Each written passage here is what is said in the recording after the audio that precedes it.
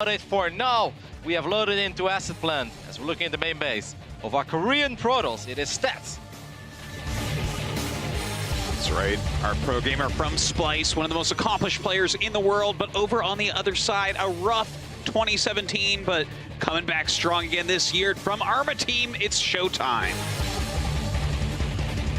Of course, worth mentioning as well, both these guys had a rough 2017 when it comes to the global finals. ShoWTimE missed out, and we were all like, damn, how did that happen? I know, because so everyone weird. still saw him as the best Protoss in Europe, but he wasn't here last year, and from Stats, all of us thought that he was going to have a deep run, you know, at least the semi-finals like he always gets, but he lost in the group stage last year in that tough group with TY and, of course, Special, who had this out-of-world performance.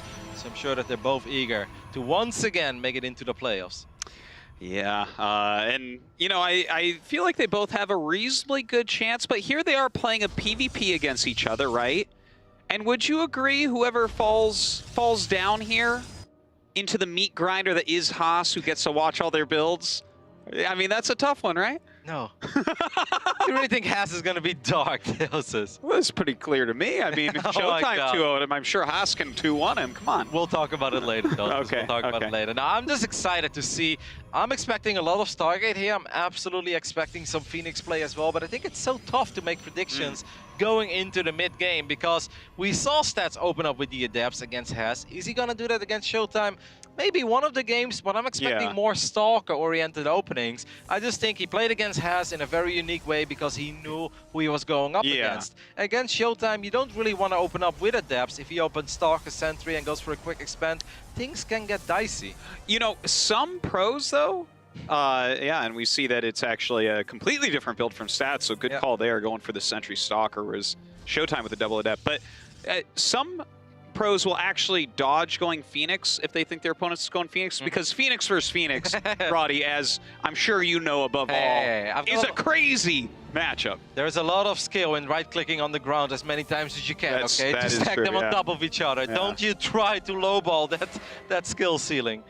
No, Protoss is a hard race, as they say, right? Absolutely. Well, this probe is going to get picked off. At least Stats will know that ShoWTimE opened up with the Adepts. And if it's 2 Adepts, it's often at least 4, if not 6 Adepts. And, well, we are going to see some Stargate play, but I think that Stats will pretty much always open up with Phoenix here because he knows about the Adepts, right? And Adepts into Oracles is just not something you see very often, because that means you have nothing to fight Stalkers if your opponent would be aggressive. That is true, unless you're SOS, of course, and then you just go Mass Oracle, Mass Adept. But I would tend to agree with you on this. Now, with the quicker expansion coming up from Stats, if they do both go Phoenixes, I feel like that favors our Korean Protoss. No, absolutely. We'll see what ShoWTimE decides to do, if that's going to be Phoenix or Oracles.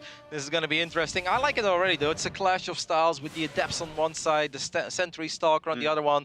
Phoenix for ShoWTimE, Phoenix for Stats. So we are going to see some good old right-clicking on the ground. That Nexus is not that much later, though, Tosis. Like, I can live with it. Yeah, especially because ShoWTimE has spent less gas on the gateway units, right? That's true, and that's fair. And he's going to figure out reasonably quickly that this is Phoenixes he's up against. I'm excited just to see, Roddy, if they both stay on Phoenix. I think so. Because sometimes you'll see someone be like, okay, no, I'm going right into Blink, I'm going right into Gateways, or maybe a timing attack. You know, I don't want to deal with this, but let's see. I think it's very hard to transition into Blink while period actually. Yeah, you want to be very careful. You can't afford to lose a single Phoenix, guys. This is worse than Muda versus Muda. Obviously, it's important for Stats that he keeps these Adepts out, because if he would use his Phoenixes to fight the Adepts, there is a chance that the Phoenixes from ShoWTimE sweep in, and if they just get 3 or 4 hits off, that would already be massive. Now, talking a little bit about transitioning out of Phoenix, this is a question I get very often. It's like, what do you do if your opponent goes Phoenix and you have Phoenix too? My answer is always you build more Phoenix. Yes. I think it is so hard to transition. If there is a sweet spot to transition out of it, I would say once you get 3 bases up and running, you get a couple of shield batteries to protect your lower Phoenix count, and then you can throw down a Twilight Council, then maybe you can go into Archons eventually.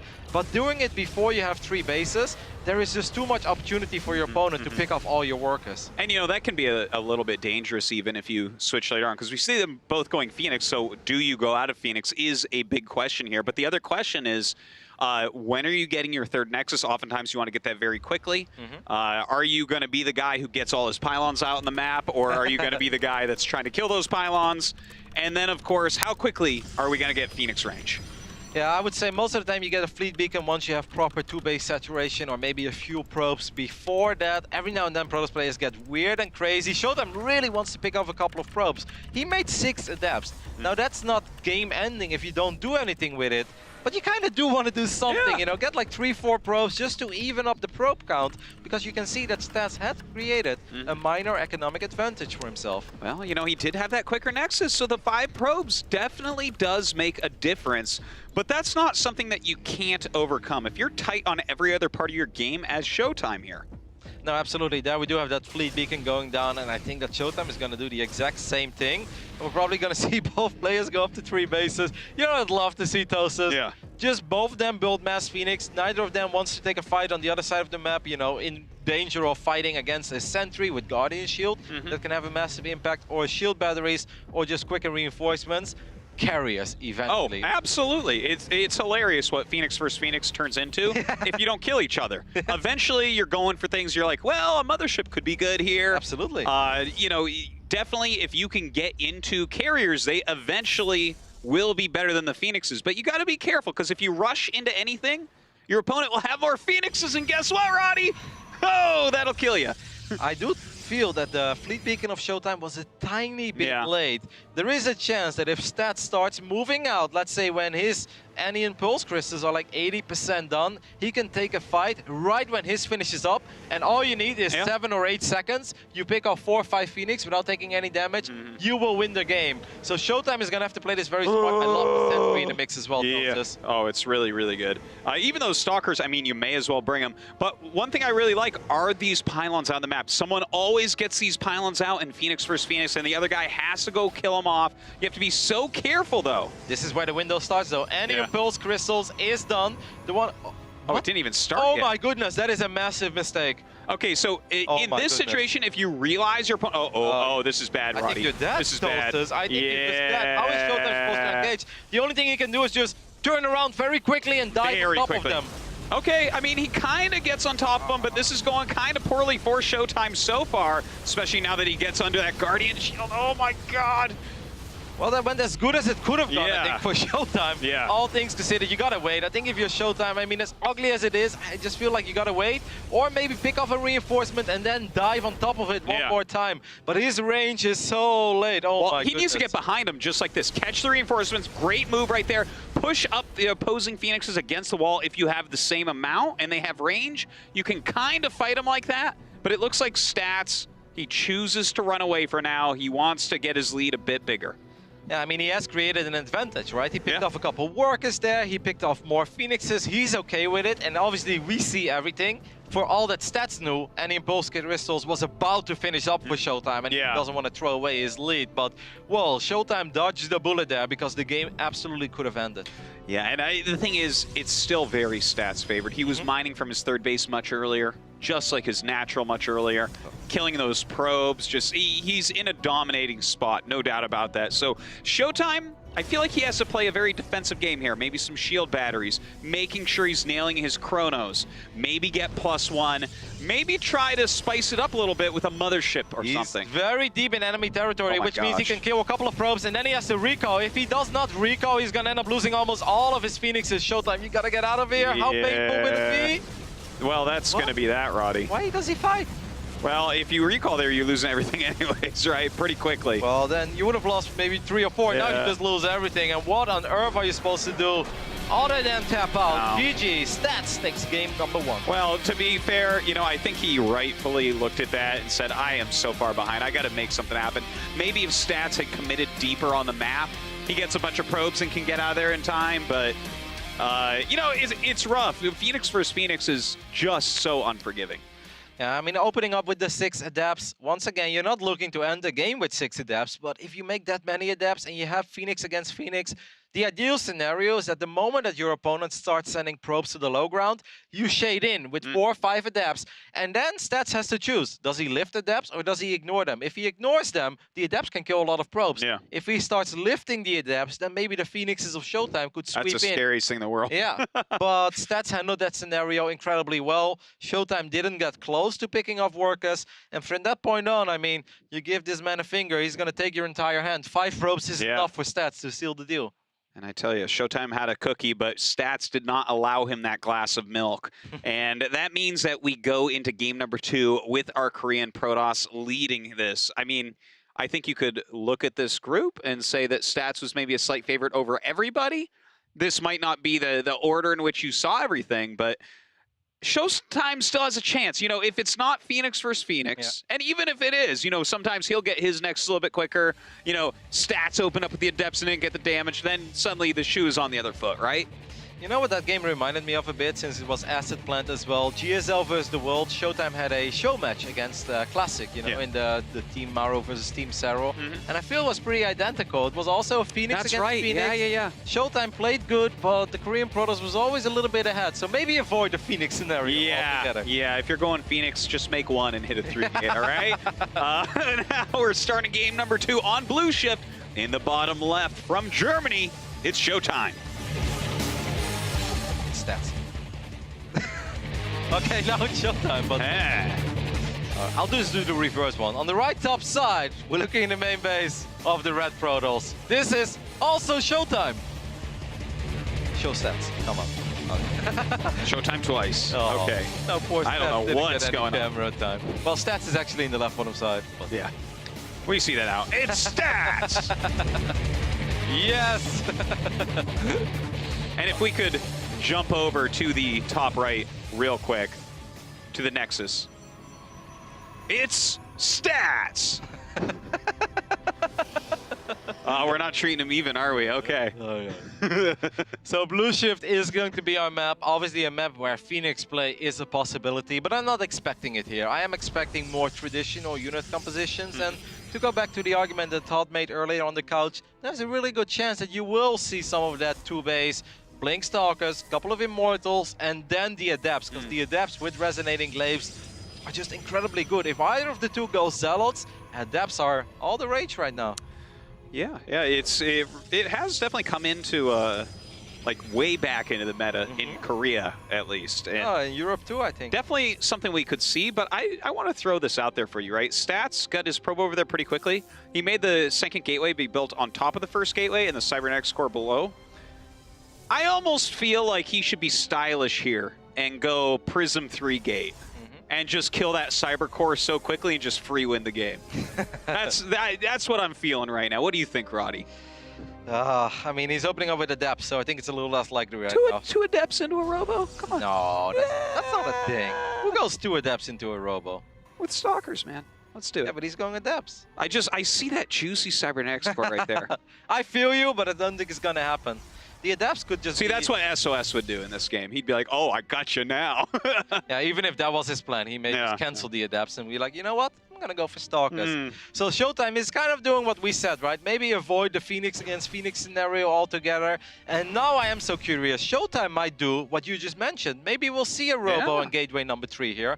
And that wouldn't be that bad against the Stargate. Instead, it's going to be a Twilight. That's also not bad against the Stargate. No, absolutely. That's kind of the side you want to be on. But I never feel bad for the Stargate player. It comes down to execution. Yeah, like you get your few Phoenixes or maybe your Oracles, you go into Immortals, and you can definitely just play a normal game from there. Yeah, I think against Twilight, I would actually prefer to be an Oracle player rather than a Phoenix player, because Phoenix is not bad, but you're going to have to work really hard, and you have to play it so safe, then you kind of have to do the damage early, because the longer you wait, obviously the less impactful the economic damage that your Phoenixes will do is going to be, but also the higher that Stalker count becomes. And trying to harass with 3-4 Phoenix if your opponent has 8 Blink Stalkers, in general, that is just very, very tough. Yeah, you always end up with like 1 red Phoenix and 1 yellow Phoenix. You know what could happen here? Stats could lift the probe of ShoWTimE that's protecting the ramp. Oh, that is so handsome. I've seen it before. I want to see it so badly right now. Here he comes. Oh, there were too many Stalkers there. But the oh, the Cybercore warping. Why? Okay. Why? I guess he's afraid. Whatever was the quickest. That's where you're slapping your hand on the keyboard. You're like, I don't want to lose this game. I guess it has more HP, right? And maybe he feels that if he wipes in a pylon or a battery there, that Sticks Adepts can gun it down. Yeah. That is actually a really good point. We've seen that before, that some players will just let that finish and bully their way through. But with this many Stalkers, I think he has to turn around. I really wish that Phoenix would have came into play and lifted that probe. That's a play that I've seen before, and obviously something that Stats is absolutely capable of executing. This is not going that well for Stats. Hey. No. Imagine. Too bad you can't cancel that, right? Maybe in a future patch, Roddy, we can hope. Now, Recall does need a buff, doesn't it? Well, it's getting a half buff coming up here. But the Phoenix is flying out now, seeing if they can get some harassment done. But that is a hell of a lot of Blink Stalkers going across the map right now. Yep, and there's not a single Immortal out yet. So sure, these Phoenixes are going to be able to deal quite a bit of damage here. But the Stats have enough at home. The batteries are not done yet. There's a lot of potential here for ShoWTimE to get something done. He guns down a Stalker immediately. Yeah, and look at this. This pressure just so heavy at the moment, trying to target down these Stalkers. The battery's definitely helping out Stats quite a bit, keeping him alive. The second battery gonna finish just in the nick of time as well. I mean, Stats needs that Immortal. The Immortal is almost out, but as long as the Immortal's not out, and this is obviously kind of awkward to fight. The Stalkers have bigger range than the Adepts, so all that Stats is doing right now is buying time for Big Daddy Immortal. Yeah, and as soon as he sees that Immortal, he does in fact back up. Now, Roddy, how do you like to play from this side as the Blink guy? I feel like you're supposed to take that third Nexus as quickly as you can. I agree. You stay on 2 gases for a little while longer because you're losing probes, and if you're losing probes already, you don't want to take additional gases too quickly, because that means you have less mineral income. I would get charged, get attack upgrades, and just go up to 3 bases while only mining off 2 gas. Yeah, no, I think that that's a great way. If you get that swarm of gateway units, you can deny the third of your opponent. An Immortal push isn't just going to kill you right off the bat. But if you delay that too much, they're going to hit this critical Immortal count that just makes your Stalkers so weak. No, I'm totally with you. This is a moment where Zealots would be fantastic, because Stats, because he opened up with a Stargate, like, there's nothing that's protecting these Immortals against Zealots with charge, right? I don't like that ShoWTimE is going for an Immortal and taking 2 gases himself right now. Yeah. I liked what you said a lot better, but let's see how this plays out for our German. Yeah, like, I mean, if you catch up on the Immortal count, I guess you're kind of doing okay in a way, but after a certain amount of time, Blink Stalkers lose all power in PvP. They're, you know, it's like Adepts in PvT or Roaches, you know, against Protoss late game. It's like they just don't work that well once you get a big army. Now this is a moment where I would love to see Stats go for Adepts. I really think that would make a lot of sense. He's going to scout. He should see the first Zealots already being warped in. I think he's going to have a very good idea. Good job there, picking off one of the observers of ShoWTimE. ShoWTimE is going for a lot of gateways, 5 of them at once being warped in. Adepts would be brilliant here for Stats. Yeah, I definitely agree with you on that one, but ShoWTimE is really getting ready for a big attack here. Look at that, 6 gates coming up. I feel like he's going to just grab a couple Archons with the Prism as this +1 finishes up and go for the throat, it seems. Well, Stats is going for charge as well. I think you're spot on there, obviously, but if Stats stays on 2 bases, then I mean, these fights, I think they're always a little bit awkward, right? Because Archons and Immortals, Archons don't have that much range, so there isn't that much micro potential. Most micro there is for the Archons is make sure they stay alive, juggle them with the Warp Prism, juggle them back to the, you know, back of the army, so to speak, so they can gain some HP again. I mean, upgrade-wise, it's slightly in favor of Stats. It's a pretty even game. We'll see where it goes. Well, ShoWTimE is actually just taking his 3rd base. He is still getting the Prism, so it's not like we can't see an attack or at least some harassment come up. He does have a lot of gates, but I feel like his position in relation to Stats isn't going to really improve. I mean, you see this hallucination coming through in scouting. Stats is going to see what's going on, realize, oh, I just take a slightly later 3rd, and his upgrades and unit composition just stay a step ahead. Yeah, Stats' army is definitely a little bit more powerful now because ShoWTimE is that heavy on the Stalkers. Now, Stalkers are not completely useless because the one thing that Stalkers do have is that obviously you can blink to, let's say, the side of a battle where they can stay out of range of your enemy's Immortal. Maybe you can get a cancel on this Nexus. That's nice. Yep, that's actually very big. I mean, utilize the mobility, right? That's the one thing that they do have. And this might actually force Stats to make an attack. And then if ShoWTimE defends, defense, he's suddenly in a phenomenal position. Yeah, certainly. And look at that, he's getting ready for this as well. Trying to set off some of the shields of these Immortals in case he were to attack. But the way that ShoWTimE's running around right now, it doesn't feel like Stats can really successfully do so. Yeah, I mean, ShoWTimE is buying time. He knows that obviously now he's going to be economically ahead because he's mining off 3 bases, unlike his opponent. He can always recall his Stalkers as well. He's going to go into the main base. ShoWTimE is going to try to buy even more time here. Okay, he's going to try to gun down the Phoenix. I mean, a decent lift. Oh my god. Oh, he actually gets the Prism. That's awesome. And a nice recall. If you're talking about buying time, you pull the army out of position and you take out the War Prism. That means that Stats now has to wait for the next Prism to come out before he can even think of attacking. That was very well done by ShoWTimE. Yeah, this was great. I feel like just tactically, he's way outdone Stats in this game. But Stats has 4 Immortals, he has his Archons out, he has +2 attack. There's a lot of good things going on right now for Stats as well. A lot of Zealots on both sides. +2 is almost done for ShoWTimE. That's obviously very important. I mean, normally you would say defender's advantage is massive here, right? That War Prism can really help out as well to save some of the key units for ShoWTimE. He can load an Archon back to his shield battery, for instance. Depths being annoying in the natural. That's a good move here by Stats, but normally ShoWTimE should be able to make this hold. Yeah, I think you're pretty much right about that. And he actually moves out for the engagement. Kind of surprising there by ShoWTimE to come out and when he's actually ahead. No. Oh my goodness, he ignored the Phoenix. That means he's going to end up losing 2 Immortals here. ShoWTimE did not have to move out there, and then leaving the 2 Immortals behind, that was very expensive. Yeah, I'm not sure why he moved out at all. I feel like that's the first big problem right there. And now Stats coming in, getting some fantastic surface area. Again, the Phoenixes. MVPs here lifting up those Immortals. Yeah, please pick up that Phoenix. Finally, it does go down. ShoWTimE doing a good job in saving the Archons, but does he have enough? He's going to warp in a few more Zealots. Can he get the Prism there with the Stalkers? Yes, he can. That should be massive. Does he now have enough to stabilize? I think he does. I tell you, if he didn't lose those first 2 Immortals in the retreat, this would be even better. But as is, I mean, even having these Blink Stalkers is pretty useful at the moment. ShoWTimE looking strong, and Stats does not really have that many probes at his 3rd yet. No. But I guess ShoWTimE actually is not not looking super keen as far as economy either. He lost a couple probes in the natural to the 2 Adept. Yeah. And he also was forced to pull some probes during that battle because the battle didn't start off that well because he moved out initially. But in the end, it was a good hold. ShoWTimE absolutely still in this one. Shame that he couldn't get that final Immortal there because it was just 3 naked Immortals running home. Yeah. So that would have been very sweet.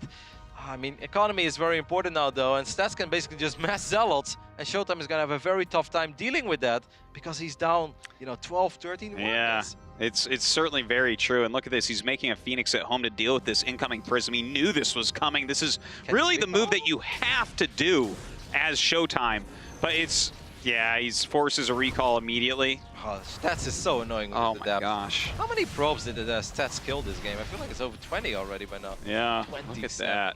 Oh my god. In a low eco game like this, obviously we've seen games where people kill 70 or 80 workers. But this has been a couple workers here, a couple workers there, and over time this has really been hurting ShoWTimE. Because if he wasn't that far behind economically right now, we'd still be kind of digging his position after the previous fight. Oh, absolutely. And it's too bad because I felt like he was behind for a little bit, but tactically he was maneuvering so well. He was making a ton of great moves there and actually outclassing Stats in a lot of ways. But just that engagement where he walked away from his Nexus and his battery, it was, oh man. And then he just ignored the 2 Phoenixes that were low HP, lifting 2 Immortals. This is going to be a very, very tough hold. Then again, Archons with a shield battery. I mean, Stats is very Zealot heavy there. I know he's up like 25 supplies, so this is going to be very difficult. But can ShoWTimE make a miraculous hold happen? I would be really surprised about that. Here we go. He actually gets a lot of those Zealots stuck behind. A very good spot to take the engagement at ShoWTimE, but it is not going well right now. So many units from Stats. The Zealots finally finding their surface area, and GG is called. Stats will win this group 2-0 over ShoWTimE. Stats looking very good, going 4-0 today, showing us that he's ready at least to play some PvP. And for ShoWTimE, I mean, that game 1, you could say like, it's a Phoenix against Phoenix game, it didn't really work out. But game 2, he was playing well. And maybe he just got overeager. Maybe it's the adepts that kind of tilted him in the natural. Yeah. Like, you know what? Let's just fight. But he didn't have to do that. No, it felt like he was actually getting himself into a marvelous spot with how quick his base was. But, you know, a couple missteps here and there, and the best Protoss in the world is gonna get you. All right, let's go ahead, throw it to the desk, the couches, the seats. What are we calling that? I don't know. Claris and the boys, talk to us. There's a small little desk in front of it. It's a desk. We're calling it the desk. It's just the desk, a coffee table. Yeah. Well, there you go. Stats is able to advance on into the round of 8, so congratulations to him. Although that second game, I feel like a lot of us feel like ShoWTimE kind of misstepped there. What's the rationale behind the move out? Well, I mean, it's impossible to like look at it and think this is the exact clean logic he was, unless you're in that game playing on this stage against, again, a player like Stats. I do like what they kind of touched on. Maybe it was that little adept kind of counterattack at the natural that makes you say, I need to make something happen right now, otherwise I'm going to just keep falling further and further behind. But it was, I also like what Artos said too, where you make that kind of mistake and it becomes the defining moment, which of course to us becomes like really bad. But for you in that game, playing against someone like Stats, you only get one or two of those mistakes and then you lose. So it's forgivable, I would say. Good performance otherwise, but again, I know that this weekend's kind of silly, but it's nice seeing Stats look that good, right? That level of play going into that final BlizzCon weekend, playing for $280,000 for first place. I want to see somebody stand up to Serral and Maru. I almost call him Seru, which is like, well, that kind of works. Serral and Maru. It would be kind of silly if it was just the two of them that were playing on that level and nobody else was near. Stats is saying, hey, what about me? He's the best Protoss. It's safe to say. He's warmed up, right? He is warmed up. And I think it's also safe to say he is still the best Protoss that we got now, man. I heard Brody say a like, couple of times that Classic was the best Protoss. Yeah, we were thinking Classic. We've talked about even SOS. Yeah. And it's only best of 3. So, we don't get to necessarily be like, oh, they're super dead. No one's eliminated till Sunday. We'll see. But for right now, my money on in terms of what players are looking like in these series, Stats you got to be impressed with. They played amazing, this whole group. Overall, very impressive to see Stats actually advancing on, and I think that a lot of us kind of expected that Todd, him coming in and looking as powerfully as he has throughout 2018. Yeah, for sure. He's like always so consistent, and I think it wouldn't be surprising to even see him make it, to the semifinals, maybe even grand finals. Yeah. So I hope he continues on doing well. And like a lot of people, they will look at his matchup against ShoWTimE and they will say, no, it's normal that Stats is beating ShoWTimE. But actually, that's very impressive because I think ShoWTimE has been playing pretty well today as well. So, and ShoWTimE, on the other hand, he falls here. I expect a rematch against Dark. Well, yeah, we can head over to the interview now and see exactly how things are going to be going down. Let's hear from Stats advancing on to the round of 8. Thank you very much, guys. And now we know the third player joining the round of 8. Congratulations, you're joining Maru and Serral into round of 8. And you won 2-0, but game 2, it was pretty close. Were you ever worried? 8강 진출 축하드립니다. 이제 2-0으로 이기셨지만 2세트 때 약간 진짜 막상막하였어요. 약간 좀 걱정했던 부분이 있었나요? 아무래도 좀 2세트 때 제가 좀 빌드 싸움도 지고 그래가지고 좀 게임이 좀 불리할까봐 약간 이런 걱정이 좀 많았었는데요. 어찌 이렇게 계속 끝까지 집중하면서 경기를 잘 풀어 나갔던 게 오늘 2-0으로 이길 수 있었던 승리의 요인이었다고 생각을 합니다. It's true that in game 2, I had a weaker build actually, but I stayed focused and I was relaxed and I was like, okay, if I can play like this, I could win, and that's what I did. And I'm really relieved that I could win the game too. And actually, you're here with Coach Ryu Won. So he was a former coach from Jinair, KT. And so how did it help you prepare for this tournament? 이번에 류원 코치님과 같이 오셨는데 어떤 도움을 받으셨나요? 재작년 때 그 KT 시절 때 같이 블리즈컨을 왔었어요. 원희 형이. 원희 형하고 이렇게 같이 와서 원희 형이 지금은 그 회사에 이렇게 근무하시고 계시지만은 아직 게임적으로 이렇게 좀 아시는 게 많더라고요. 그래서 게임적으로도 도움을 받고 또 그리고 게임 외적으로 이런 멘탈적인 그런 부분들을 이렇게 케어 받아가지고 오늘 이렇게 올라갈 수 있었던 것 같아요. So I came here with the coach, and actually I was already with him here when I was in KT 2 years ago. And even if he's now working in a company, like he's not into gaming industry, he still knows the game really well. So he gave me some advice, and even outside the game, he takes care of me like mentally. And I think it's thanks to him I can advance to this round of 8. And now, last question.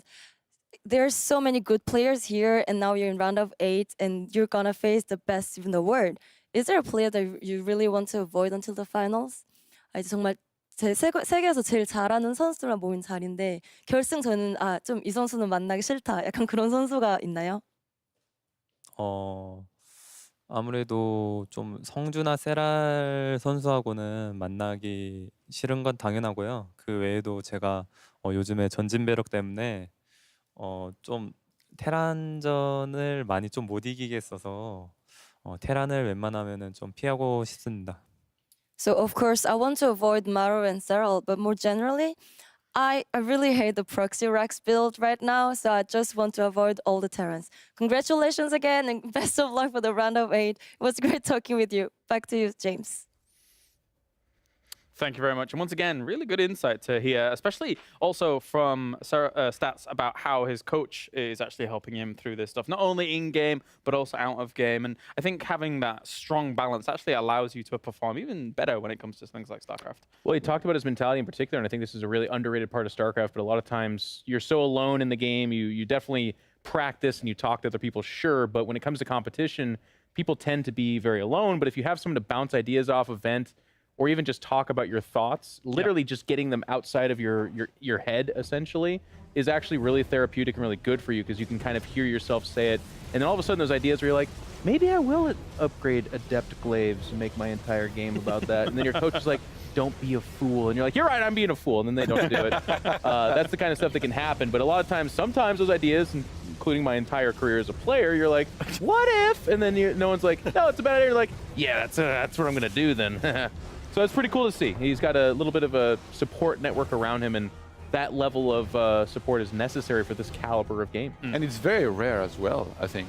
In a game like StarCraft, like for people, obviously, there used to be like Kesper teams and there were a bunch of coaches, but nowadays there aren't too many anymore. And like for a solo player to be one of the best in the world and be like, this guy who I'm a lot better than at the game, he's gonna give me advice and keep me honest, and I'm gonna listen to him. There has to be like real trust there. So it's rare, but I guess it works out sometimes. And it's happening, you're right, it's rare, but it's cool where it does happen, right? Like No Regret I think of as a kind of a mentor figure to a lot of these non-Koreans that are getting awesome results. I know that Scarlet, one of the players we're missing here in these finals, throughout her career, she's always had players that she relies on to bounce ideas off and talk to. So it's really cool to hear that from Stats, because we definitely had that with the pro gamer houses, but since we haven't had as much of that, it's cool to see that that still continues for some players.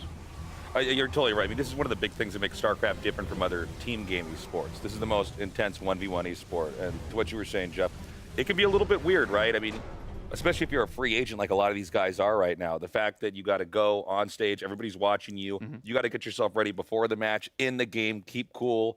No matter how good you are when you practice at home, there is that weird feeling when you're playing and everybody's watching and it's being casted and we're here on these couches talking about it. That's tough. So that's cool to see that he has that kind of support. You sound like you would be a great coach, Tasteless. I'd probably be the worst coach in the world. I don't think so. He'd keep you warmed up and loose, though, I guarantee it. That is for sure. What do we think about ShoWTimE's chances to bounce back in this group?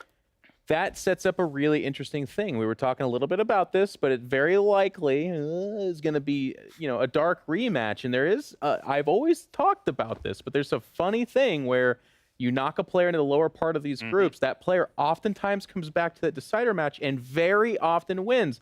I would say more often than not. Now, that, of course, is all subjective. It's all very silly to kind of make that a real thing, but there is some psychology to that. But anyways, if Dark does beat Haz, which he will be the hilarious, gross favorite to do so, it sets up ShoWTimE versus Dark, where ShoWTimE won 2-0. But I think that'll be a really interesting rematch because, like Dark said, he wasn't in the best condition, sure, whatever. But also those games were pretty close. It was a 2-0 score, but despite the bad opening for Dark in Game 1, it was a close series. It'll be